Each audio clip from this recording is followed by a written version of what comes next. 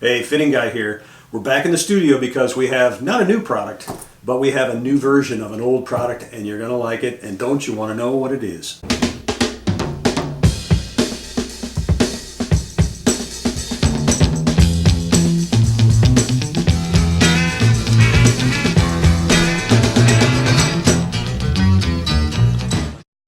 You know, for years we've offered Weld bungs, whether they're in aluminum or stainless steel or regular steel.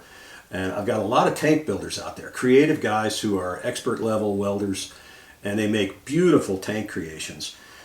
One thing that we've offered for some time, but frankly have not really sold very many of, is a Weld tank cap. So you can open up your tank and refill it if it's a surge tank of some kind or whatever, or an oil tank.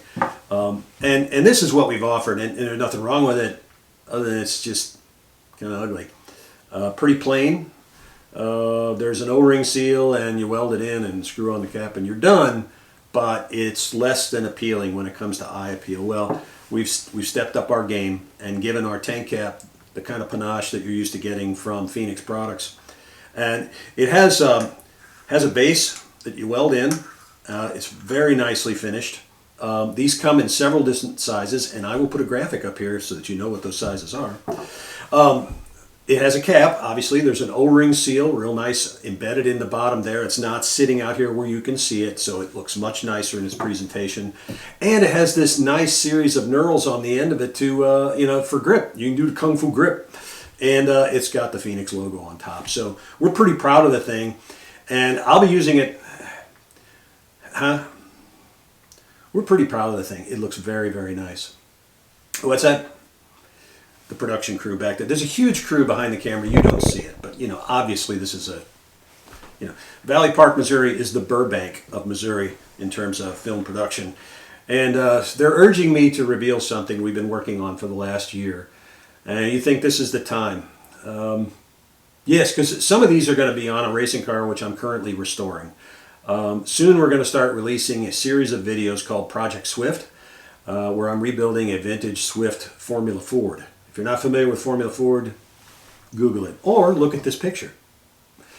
The car is historically significant in that when it was introduced, it was a step change in the class and pretty much outdated anything that came before it.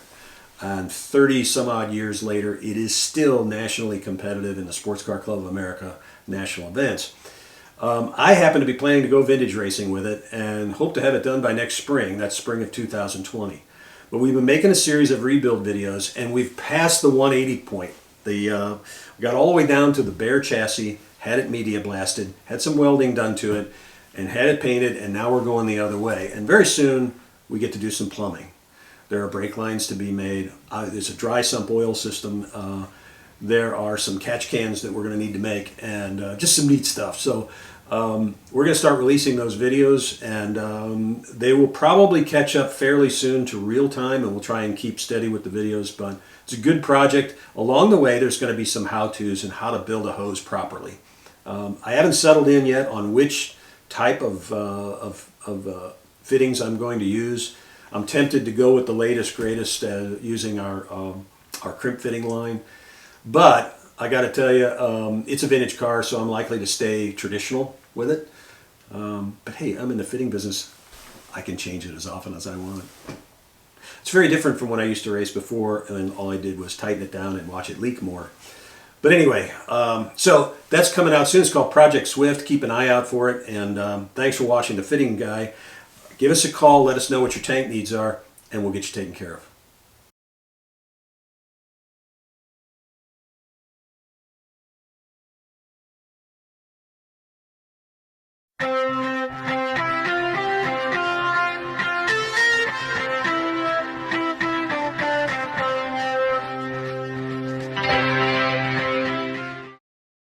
Cheers.